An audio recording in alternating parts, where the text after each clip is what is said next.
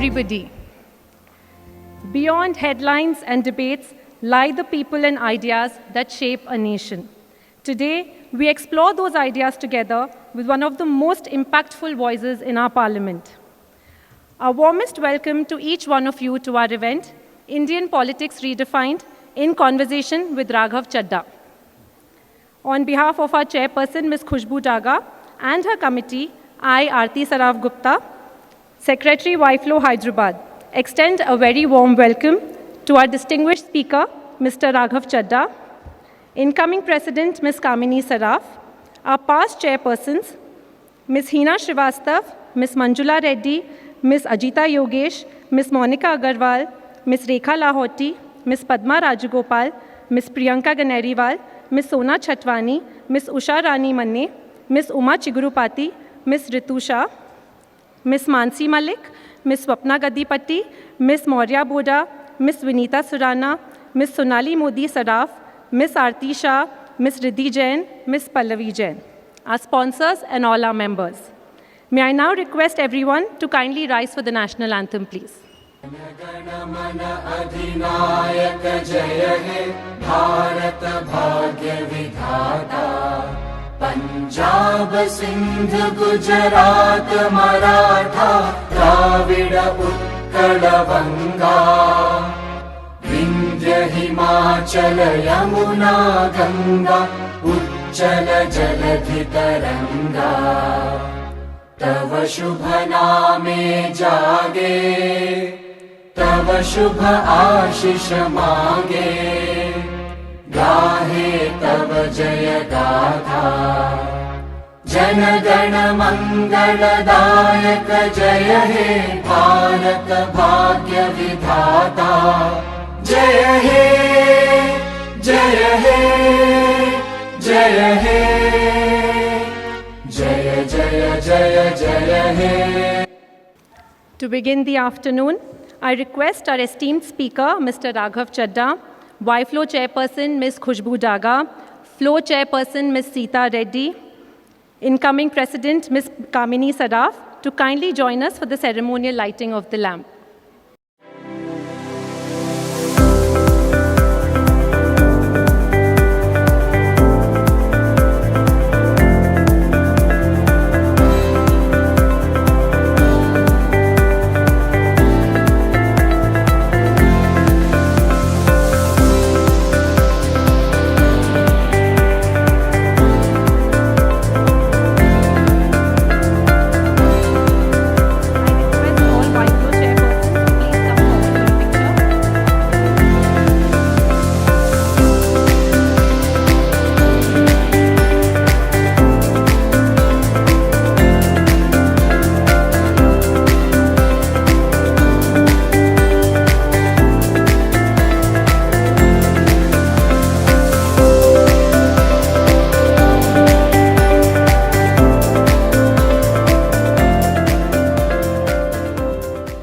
Thank you.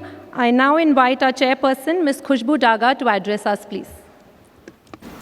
Good afternoon. Namaskar.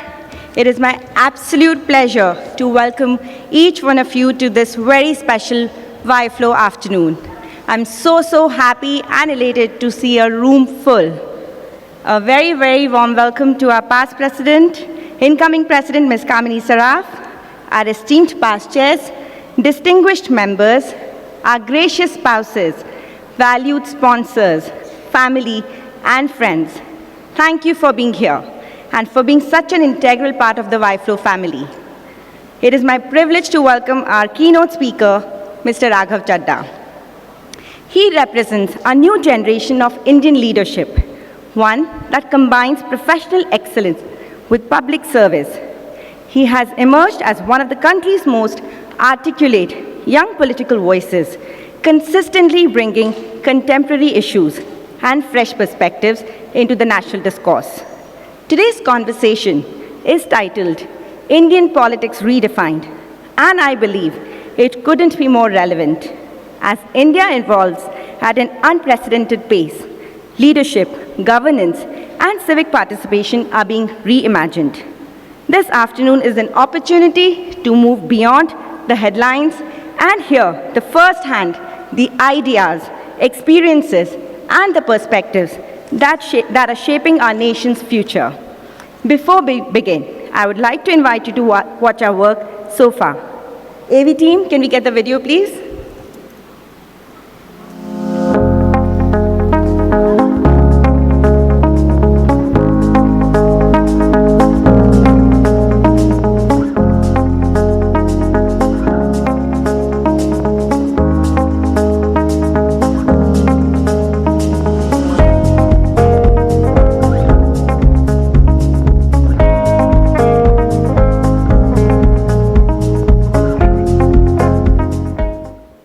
Thank you.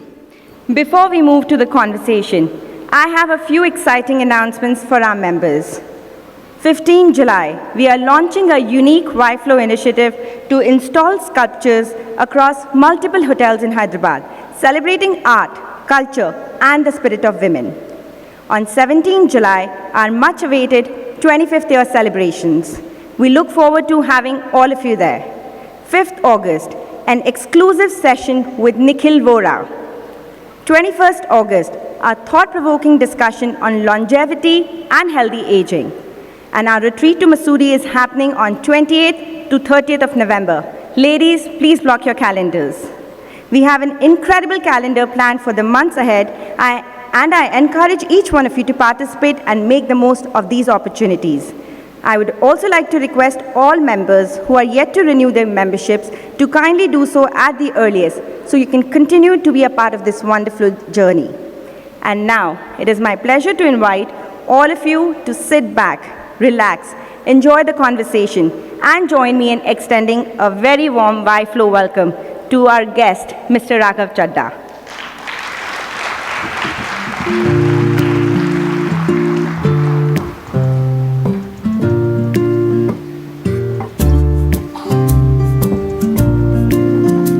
As part of our felicitation, we would also like to present Sir with our green certificate, where we plant a tree on behalf of every guest speaker, a gesture that grows with time and meaning.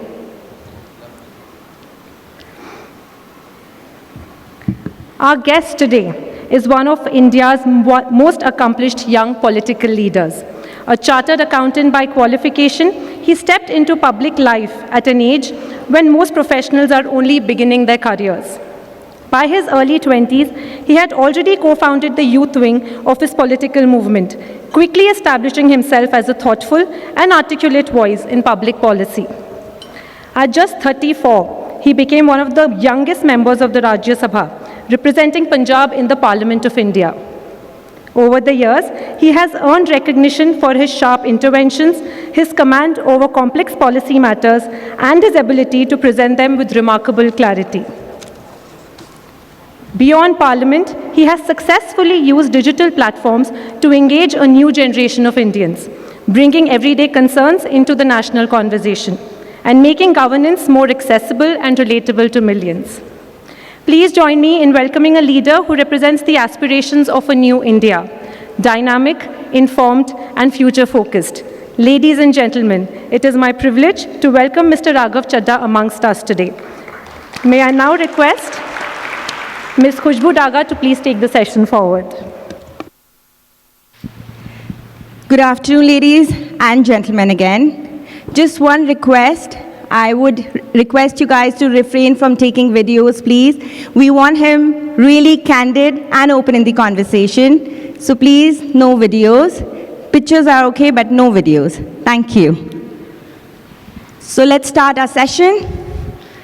You qualified as a chartered accountant at just 22, worked with Deloitte and Grant Thornton, pursued an executive program at LSE, and then walked away from what many would call the perfect career to join a political movement with no guarantee of success. What made you take that leap? And do you still think like a CA when you read the union budget?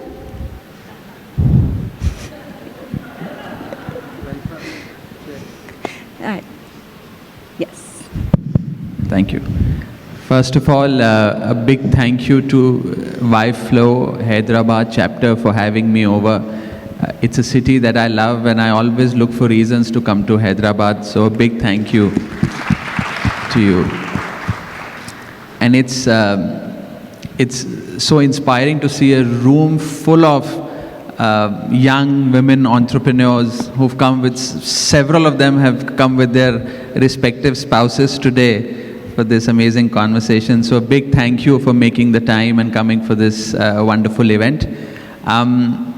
Yes, you're right. I'm a trained chartered accountant, and that's how my journey started. Actually, a lot of people in my family are chartered accountants. Okay. My sister is a chartered accountant. My dad's brother is a chartered accountant. Many of my mother's brothers are chartered accountants. My chacha is a chartered accountant. So literally every second person in my family is a chartered accountant. So this was almost like the unsaid rule that whenever I grow up in life, one thing I must do is become a chartered accountant, which is awfully difficult. I mean, to be honest, becoming a chartered accountant is more difficult than winning an election in India. Absolutely, in many ways. I've said this several times, and I truly, truly believe this. Now, having said that, joining politics was never the plan. If coming to mainstream politics was my ambition, if that was the original idea, I would have never gotten into chartered accountancy, right? I mean, it's quite difficult to do that. So that was never the plan. As you rightly pointed out, I trained as a chartered accountant. I was working as a practicing CA, setting up my private wealth management boutique firm in the UK. And at that point in time, there was a big people's movement in India, the India Against Corruption movement. And I remember I was visiting Delhi back home. I was visiting my parents for a brief while for some wedding function. And I went and enrolled myself as an ordinary volunteer with the India Against Corruption movement. And like me, several young, idealistic young people joined the movement with the purpose to make a difference, right? To bring about a change in society, a change in our political system, a change in our administrative system. It was with that rigor that I, quite frankly, joined the people's movement in that sense. And then the rest, as they say, is history. One thing led to another. That movement culminated into a political party. I became a part of that political party. We fought elections, won elections. I fought elections, lost elections, won elections, and here I am. But joining politics was never the plan. I mean, we come from a society where when we are growing up, our elders, our parents, everybody tells you, when you grow up, become an engineer or a doctor or a chartered accountant or an actor or a sports person. But nobody says become a politician when you grow up. Yes. Nobody says ki beta bade hoke neta banna. Okay. You know what I mean? So that's how politics is viewed by the society that we live in. It's considered to be, a job of the unemployed or the unemployable in that sense. So that was never the plan, but it so happened. So therefore I say this with a lot of clarity in my head that I didn't choose politics. Politics chose me. It just so happened. And here I am. And your second half of your question regarding deploying my CA skills while analyzing the union budget. I mean, of course, because I'm a trained chartered accountant, those skills come in very handy. And usually people would read the budgetary allocations that are made in the budget. What people usually don't read are the budgetary allocations that are not made in the budget, which are not present. What people read are the speech given by the finance minister. What many people do not read is the fine print of the Finance Act or the footnotes or the annexures. So I think that is where a skill set of a trained lawyer or a trained chartered accountant that comes in handy, and we go to the footnotes and the annexures to see the real story. Yes, absolutely. We really look, that reflects whenever you talk in the parliament. So all your CA skills do reflect. And coming to the first question which I asked, we really wish you lots of good luck in the future. And very rightly, politics chose you. So politics often rewards conformity, yet you have occasionally voiced views that haven't aligned with the prevailing political narrative, including your suggestions around GST reforms. As a young politician, where does the confidence to take an independent stand come from? So, you see, politics is less about conformity and more about conviction. Okay. And conviction comes from your own beliefs. Now, the issues that I have raised in Parliament are to my mind, the real issues of real India. Of course, Parliament is also the chamber and the room where highly intellectualized debates about constitutional amendments will also happen, and rightly so. But it is also the people's chamber where the real problems of real India must also be highlighted.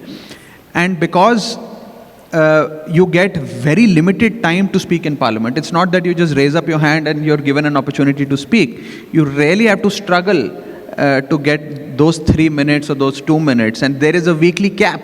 You can't get more than, let's say, twice or more than 3 times to speak at max in Parliament. And there are separate instruments for that. There is a 0 hour, there is a special mention, there is a question hour, so on and so forth. So it's not very easy. So what I try and do is use those 3 minutes and use those 2 minutes to make an impact and actually come out, share a problem that I see people facing, and then I myself face that problem. For example, when you go to an airport, right, you buy a coffee. Now that coffee costs you 500, 600, 700 rupees, or a sandwich will cost you 400, 500 rupees. I understand the concept of premiumization, but there needs to be some form of convenience available to the consumer who does not have that kind of money to spend on a coffee or a sandwich. It's not just about the amount of money that you pay for that. It's also about the dignity of the Indian consumer. So I raised that issue. I very deeply felt for the gig workers, the Zomato, Swiggy delivery boys who come and deliver food parcels at our house every now and then, and I felt extremely hurt and disappointed with the plight of our delivery boys in the city, and therefore I raised their issues. GST for that matter. I mean, I appreciated the government for the GST 2.0, where there was a blanket reduction in the GST rates. But in many cases, those reductions were never passed on to the consumer. So I pointed that out as well, that really needs to be passed on to the consumer. So, I mean, one has always tried to raise issues that are close to my heart and problems that are faced by people every now and then. Those are not very intellectual interventions, but those are real interventions that actually matter. No, it of course makes a huge difference to a common man, and I'm sure everyone in the room is going to agree with that. You have and the beauty is that the system listens. Now, when I spoke about the unaffordable prices of a coffee or a sandwich at the airport, the Union Civil Aviation Ministry heard that problem, and they came out with these Udan Yatri cafes, which are there in several airports now, where you get a cup of coffee for 8 to 10 rupees and a sandwich for 15 rupees. So I'm saying, if all of us collectively raise our voices at the right platform, in the right manner, effectively, not criticizing anybody, but highlighting the problem in a constructive manner, solutions do come about. And Udan Yatri Cafe is the textbook example of that. Absolutely. So again, it's a follow-up question. You have consistently raised issues like airport pricing, flight delays, health insurance, food adulteration, and consumer rights in Parliament. Subjects many would dismiss as too ordinary for national debate. What made you believe these everyday concerns deserved a place in Parliament? Look, as I said, I believe that these were the real problems which people were actually looking to kind of solve and bring about some little difference in their day-to-day life, and I just tried to do that. I mean, it was, to be honest, not rocket science.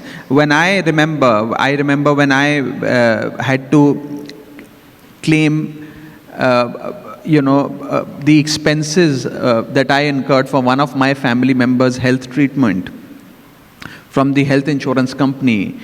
We struggled a lot, and only a part of that claim ultimately got approved. This was almost 10, 12 years ago. That whole experience, that not so pleasant experience, stayed with me.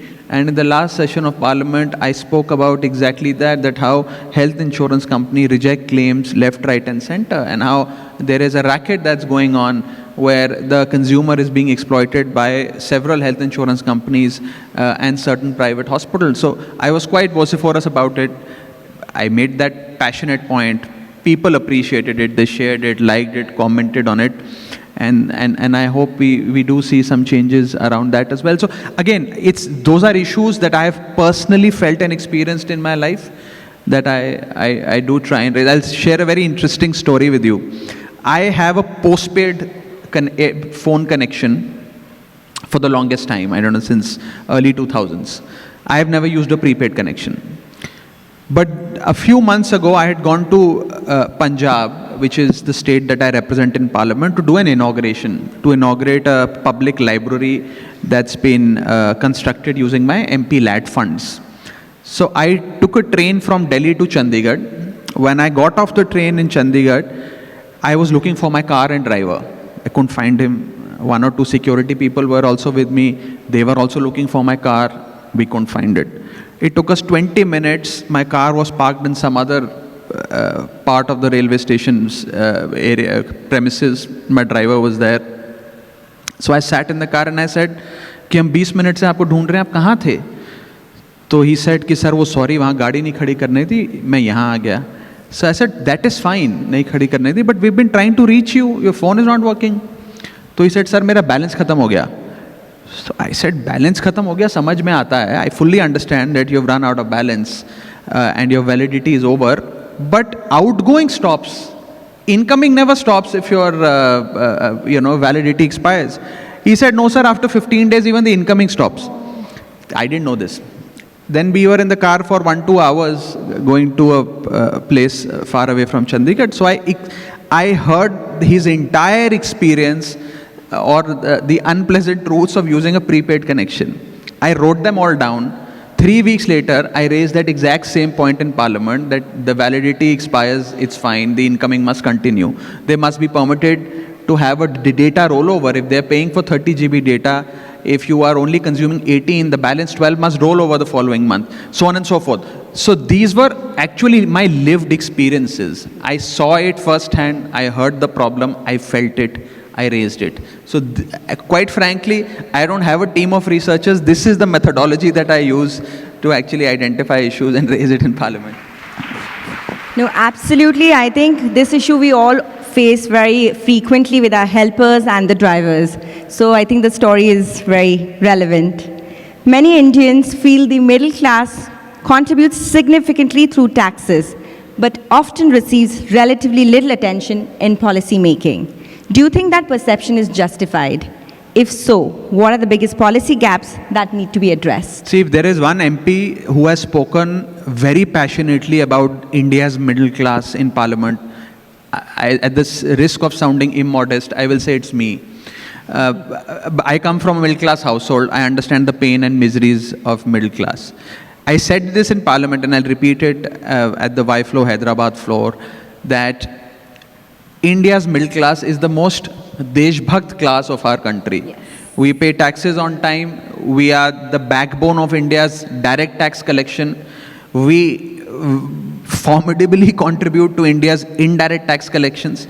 And usually, whenever policy is made, it is made, and rightly so in many ways, to uplift the poor and the downtrodden, and that's how it should be.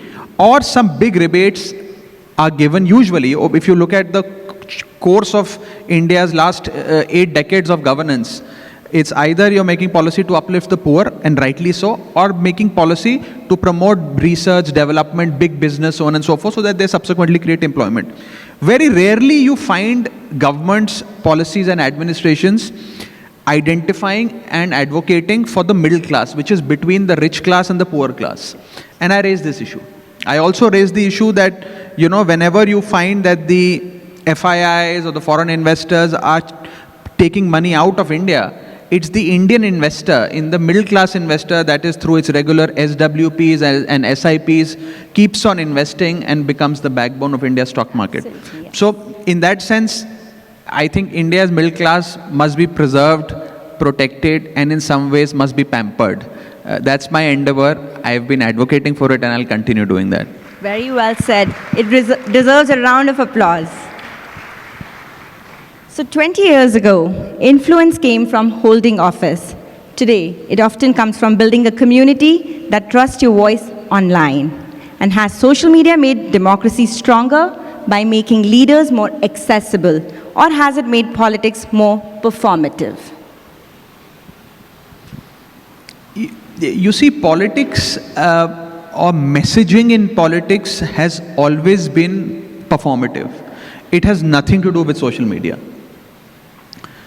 Back in 70s, when Mrs. Indira Gandhi lost her election, she had gone to a village in Bihar to pay condolences to a Dalit family that lost several of its family members in an extremely unfortunate incident.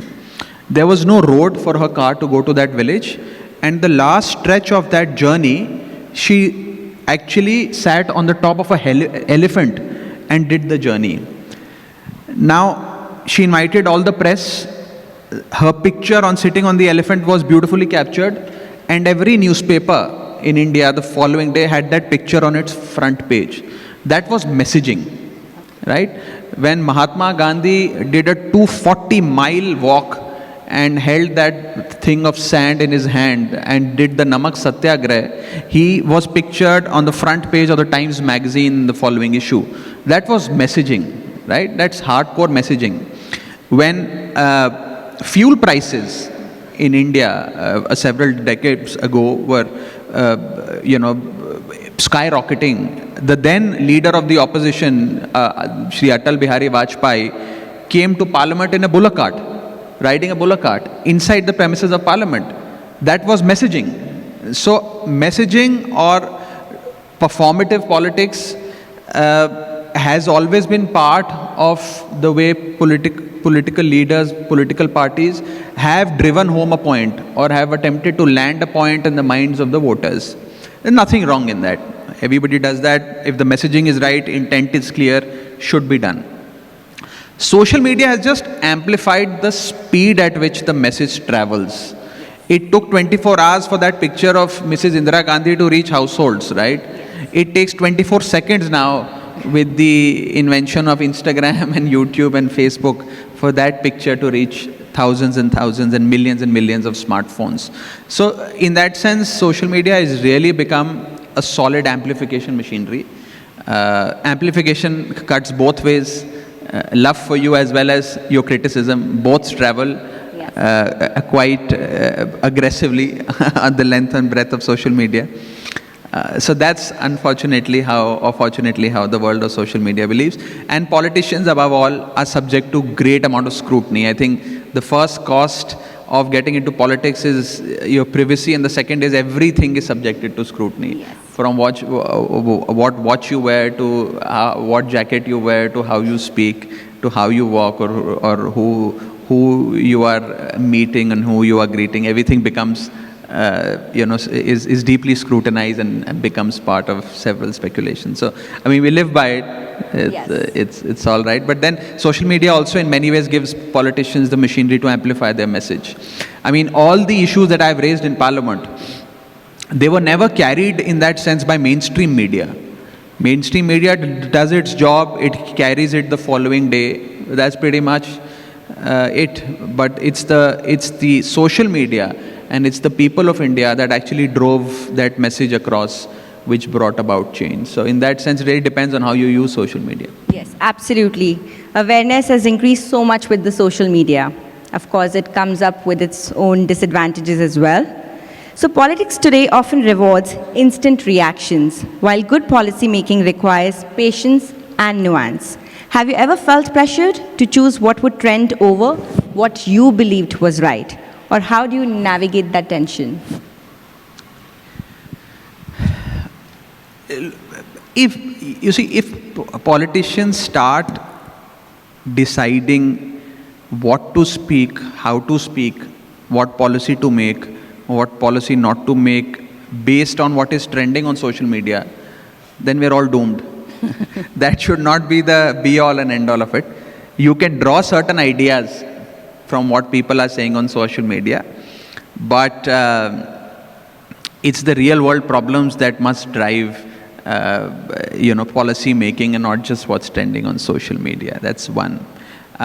Secondly, you see, the way the Indian governance structure functions, a lot of things that you may see on your smartphones or our expectations with politicians is that things should happen in a jiffy, right? If you think of something on like you do in your businesses, right? You think of something on Monday, by Friday you guys do it. Or it takes one board meeting or one AGM and it's pretty much done. That's unfortunately not the way how governments and administrations function. I mean, you have a few shareholders to kind of go back to, political parties and politicians have 140 crore Indians to go back to. Your AGM is in a chamber, our AGM is a big national election. So in that sense, there's a difference. But policy and administration, it takes time, right? And that's what history tells us. I hope that time gap is reduced.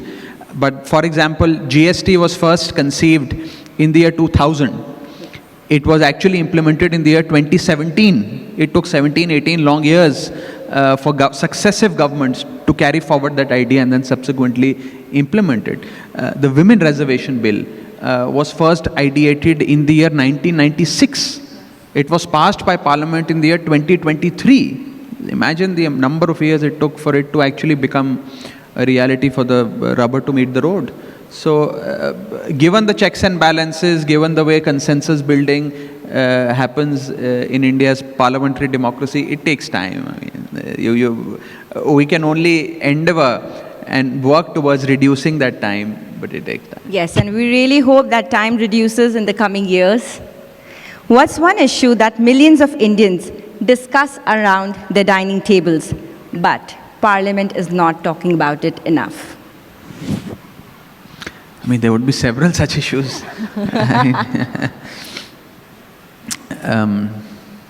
Yeah, no, so you see, the idea is, and for at least young politicians, people like us who are savvy with technology, savvy with conversations, hooked to social media, who are up and about all these conversations, it's important that at least young politicians raise and bring those dining room conversations and convert them into parliamentary interventions, right? I mean, that should be the endeavor, that's what we should try and do. But certain things that have really not become a talking point, one of them is AI. It's something that, again, one or two interventions I have made in Parliament, but it really needs a thorough debate and discussion on the floor of the House, I feel. Because in many ways, I feel India is slowly becoming a consumer of AI and going far, far away from becoming a manufacturer of AI. And we'll speak about it at length if you want. But that's one topic which I think that really needs attention and not been spoken about much. While we may speak about it in our drawing rooms and dining tables, we don't speak about it in Parliament. The second, of course, is the women labor force participation, I would say. With so many women in the room, we don't really often talk about it. And a lot of the work that's done by the women in our country is unpaid, is unaccounted for, doesn't go in contributing towards the GDP of India, and is relegated into just domestic work. So I think the mainstreaming of that and increasing women participation and bringing that at the forefront of India's economic cycle is significant, and it's something that must be talked about. Okay. India is witnessing an extraordinary wave of AI, digital transformation, and entrepreneurship, and women entrepreneurship as well. As someone who engages closely with policy and young people, what skills do you believe tomorrow's leaders and entrepreneurs must develop to stay relevant? And what excites you most about India's future? Look, I believe that in the 20th century and in the few centuries before that, those who controlled oil were the superpowers. In this century, I feel, those who will control AI, GPUs, and the power to compute will be the superpowers. AI, in my view, is going to be the new oil, right? Now, in that whole ecosystem of AI, India, in many ways, is moving ahead in terms of the AI talent. Indians constitute the highest amount of AI talent pool in the country. But when it comes to creating AI infrastructure, power to compute, power to own, engineer and create GPUs and our own LLMs, India is lagging behind. For example, many people in this room would be using a ChatGPT or a Claude or a Grok or a Gemini or a DeepSeek. But we don't use Indian LLMs at all. Yes. One or two are there, but they're not at the same cutting edge level as you would find, an LLM of coming out of the US or coming out of China. So in that sense, Indians are becoming consumers of AI. India is not becoming a manufacturer of AI. Having said that, it's not just about developing the software. It's also about creating the guardrails for it. Now, AI functions on GPUs and chips. 90% of the chips get manufactured in one company sitting in Taiwan, the TSMC. Everybody, the world's entire chip ecosystem is getting manufactured by one company alone. And the entire engineering design of that chip is controlled by OpenAI sitting in the US. It's NVIDIA. It's not available to any other company in the world. So I think that monopoly needs to be broken by India, and India really needs to come at the forefront of AI. Secondly, in terms of skill sets. Now, of course, there is an overwhelming sense that when AI comes, it is going to take our lives by the storm. And many people will become jobless. There'll be rampant unemployment because AI software is going to take over jobs, so on and so forth. Now, I'm not saying these fears are misplaced. Yes. But these fears were also there when in 80s the Indian government wanted to computerize India's banks. And at that point in time, the banking employees, the clerks, etc. felt that we'll be rendered jobless if computerization happens. When the computerization was introduced in Indian Railways, which is the largest employer in India, the same sense was there that, oh my God, so many people will become unemployed. While I'm not saying those fears are misplaced, but this technology can be leveraged not just to create jobs, but to create millions and billions of dollars and create a whole different ecosystem. Now, the clerks may feel that they will lose jobs, but the children of those clerks made billions and had a beautiful future, created a beautiful future for their family by becoming software engineers subsequently, and then when technology came in. So I think we must not fear technology, we must embrace it and create checks and balances that our skills are, capacity building happens, skills are harnessed, and instead of losing jobs, we create more jobs leveraging AI. Yes. There's always a resentment whenever anything or any new technology is implemented. So I hope everyone's taken notes. AI is the new oil. So please, I think it is very, very important to incorporate it in our daily lives. So we must learn AI and start using it to make our life more better and easier. Many young women in this room may be considering careers in public life. What would you honestly tell a young woman who wants to enter politics? What challenges will she face that nobody prepares her for?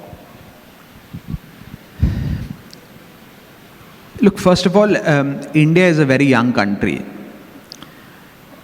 65% of India's population is below the age of 35. 50% of India's population is below the age of 25, right? And where the average age of India is 28 years, the average age of India's MP is upwards of 60 years. So we are a young country with a lot of old politicians. So it's high time that young Indians, young people, and particularly young women sitting in the room come at the forefront of national politics. When India got independence, right, and we had our first Lok Sabha, the first parliament, almost, I think 24%, if my memory serves me right, 24% of the MPs were below the age of 40. 24% of the total MPs in India's first Lok Sabha were below the age of 40. In the last Lok Sabha, the 17th Lok Sabha, only 12% of MPs were below the age of 40. So look where we started from and look where we've come. This may reflect poorly on our political system, but it also reflects that our young people, the young Indians, are shying away from politics. They may have all the right reasons to shy away from politics and may feel that, this is not the right profession to contribute to, I can have my own career, so on and so forth. But one thing you must realize, that if you don't interfere in politics, politics will surely interfere in your lives. And if you leave the room thinking that I don't want to participate in this political discussion, that political discussion nonetheless will happen without your participation. A famous American thinker once very famously said that if you don't participate in politics, you run the risk of being governed by your inferiors.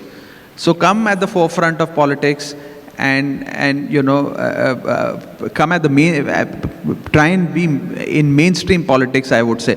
While it's fully understood and well appreciated that usually it is said to be in politics or be successful in politics, you need to have a political godfather, you need money power, you need media power, you need muscle power, so on and so forth. But there are exceptions to the rule. Now, I don't come from a political family at all. Nobody in my family has ever been in politics. And I don't think anybody in my family will be in politics after me.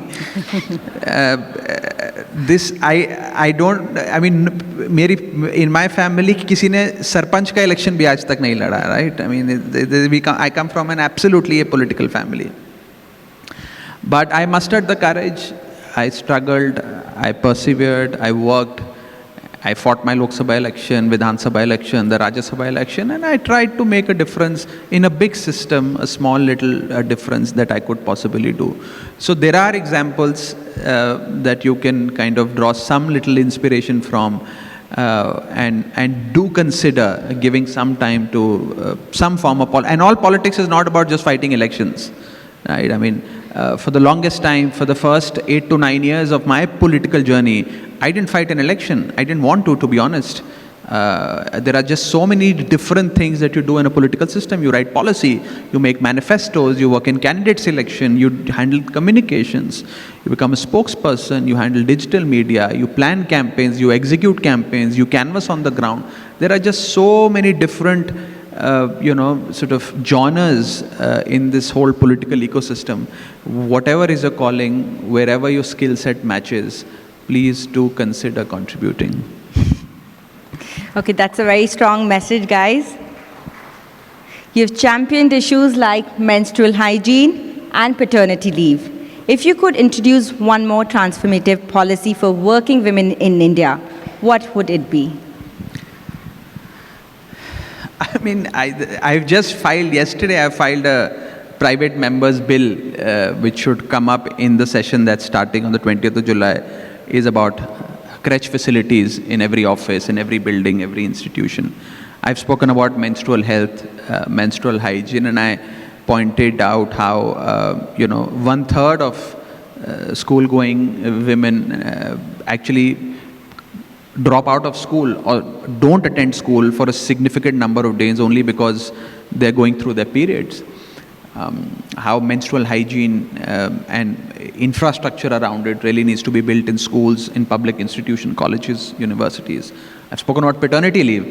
Now, I spoke about paternity leave when I had a son and when I realized the caregiving responsibilities as a father. From the personal experience. Absolutely. It was after, I think, a few months of becoming a father that I actually felt the need to raise this issue, that, we all speak about maternity leave, and that comes from the very notion that caregiving is only the responsibility of the mother, which is deeply flawed. Yes. Caregiving is also the responsibility of the father, and the father in that sense needs to take care of not just the baby, but also the mother who has just given birth. So the caregiving responsibility of the father is actually much more than the mother in that sense, and therefore I spoke about paternity leave and how it must be made mandatory across private service and public service. So these have been issues close to my heart. If you think there are certain important issues I must raise in the upcoming session, please let me know. We have suggestions, guys. Okay. So you are still early in what promises to be a long public career. 50 years from now, when someone reads your name in a history book, what's the one sentence you hope is written beneath it? It's too early to talk about my legacy. I'm just getting started. So that's why 50 years from now. Look, I don't think about my legacy and how people in coming generations will perceive me and my role in public life decades from now. I'll borrow a phrase from a cheesy Hindi song कि अभी तो party शुरू हुई है. So I'm just getting started. So maybe a few years from now, maybe a few decades from now, when you invite me again, and maybe for the FICCI chapter and not for the Y-Flow chapter, then we'll have a detailed conversation. Okay. So now, this segment, we would like to hear your thoughts about the following in only one sentence. AI. AI is the most loyal, committed, tirelessly working researcher that anybody can have these days. Yes. Entrepreneurship. Entrepreneurship, I would say, is patriotism with a balance sheet. Wow. And a P&L account. That's a very different one. Patriotism with balance sheet. Amazing. Social media. A big amplification machinery. Yes. Politics. Politics, I would say, is service to nation building if practiced with integrity and honesty. Lovely. Citizenship. Citizenship should be as much about complaining on WhatsApp groups as much as about making a difference on the grassroots and actually in the field in that sense. I am very proud to say FICCI as an Flow and Y-Flow as an organization, we do a lot of initiatives at the grassroots level. The younger generation. Sorry, The younger generation. The younger generation must recognize their own power. I think one thing that they misunderstand or not fully appreciate is their collective voice is very, very powerful. So that's something they must. Agreed. Women entrepreneurs and women leaders. Sky is the limit. Oh, wow. Delhi. Delhi is my first love, my home. Fatherhood. Fatherhood is divine. It's pure, pure bliss. Nothing comes close to giving as much amount of contentment, divine, pure love and happiness as parenthood would. And it's something that I've very recently recognized and understood. That's very sweet. Pariniti. My love, my life, my partner, my best friend. Very nice. Finish the sentence. India needs less. Noise. India needs more. Listening. Politics should never become. A family business. Young people. Okay, that deserves a round of applause, guys. Young people underestimate Their own capability and power. leadership begins with Compassion, trust, integrity. Is that enough? To begin with, yeah. Okay. The next generation will thank us for? Thank us for. I think the next generation will thank us for the institutions we build, not merely for the speeches we make in Parliament or outside of Parliament, for the institutions we build, for the institutions you guys build, and not for the profits you make or the dividends you give. So that's one thing that the next generation will surely I hope thank my us for. daughter is taking notes. If I weren't in politics, I would be?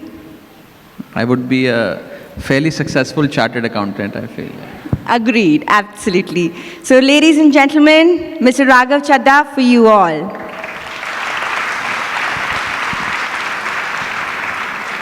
So, we do have a couple of questions from the audience, which we had taken in our WhatsApp group. We have handpicked a couple of questions which have not been addressed with my chat. So, I'm going to just take a few questions from the audience, please. What belief about leadership did you hold when you first entered public life that you no longer believe today, and what changed your mind? Well, when I joined politics, one thing that I had kind of an impression of was politics should be about quick fixes and immediate solutions, which is not the case. It takes time. It takes time to mature. It takes time for a problem to be identified, a policy to be solved. So that's one thing. And secondly, I never, at the start of my career, understood the criticism that will follow if you're part and parcel of public life. I mean, when you start your journey, you don't envisage the kind of backlashes that your potential decisions, your policy decisions, your administrative moves can potentially have. So these were the two things that I didn't quite understand very well at the start of my career and do fully understand now. Okay, nice. What is the plan for higher education in India? What's the plan for higher education in India? We have very few and very limited fields available here, and we are sending our kids overseas, spending copious amounts of money, draining our economy. We do lack relatively competent higher education and also good work culture. The youth doesn't want to come back because of it, and when they come back in their retirement, which is not good for our economy. Your thoughts on the same? Look, my thoughts are that there is definitely a gulf of difference between the skills that higher education institutes and the entire higher education architecture in India provides vis-a-vis the skills that are required for employability. The mismatch between skills imparted and the skills required for employability is there, significantly there, and as a result, you see a lot of people going away abroad and working there. And secondly, of course, comes from the fact that there is lack of quality education at the higher level, right? So that is again something that governments need to address, work closely. I mean, education in that sense is a state subject. Both center and state need to work hand in hand and figure out a solution for that. Okay. So one of our audience members is thanking you for the excellent passenger-friendly initiative like Udan Yatri Cafe and flight delay compensation. But could you also consider addressing the high UDF fee charged by airports, as it significantly increases the cost of air travel? Are there any plans to regulate or rationalize these charges? Okay, excellent question. I've actually already raised this. But I'm again going to, at your request, highlight this and take it up with the Civil Aviation Minister, who's a personal friend of mine, Mr. Naidu. When I spoke in Parliament, I did say that, it's been a collective dream of 1.4 billion people to have access to air travel. And just how we used to use railways back in the day, now we use flights. And for every small little travel we fly, and it's become very accessible. Number of airports in the last 12 years have increased from almost 60 to 160 now. Connectivity is improving, airport infrastructure is improving. The only thing that we now really need to address is the costing. If air travel can be made more affordable, if the pricing of air tickets can be made cheaper, that would be just ideal. And I think we are moving in that direction. But about the UDF charges, I will certainly take this up with the minister. That'll be very, very nice.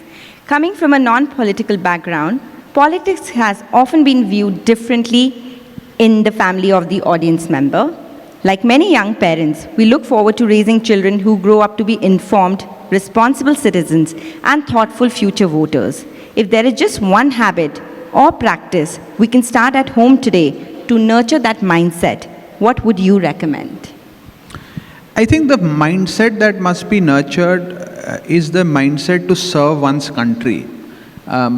Why did I show up for that people's movement 16, 17 years ago as a volunteer? I did that because all throughout my growing up in my family, I was taught about serving the nation, doing something for the society, for the country, and that's how my mom and dad raised me. And I also come from a family, apart from chartered accountants, the other set of my family are people serving in the armed forces. On my dadi's side, my dadaji's side, my mother's side, one of my mama is still serving in the Air Force. My father's brother is still serving in the Indian Army. So I've always come from this family of very patriotic people in the armed forces. So I've grown up seeing them. So I've always had this passion to serve the country. Now that service to the country can happen through the civil society route, can happen through an NGO, can happen through a charity, can happen through joining the civil service, can also happen through politics. So I think what's really important is that mindset to do something for the country, to serve the country. Thank you. Thank you so much. Thank you. Thank you so much for coming. Thank you.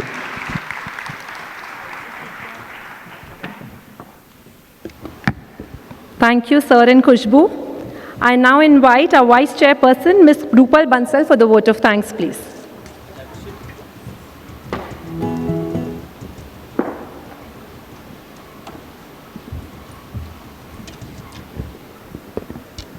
Good evening, everyone.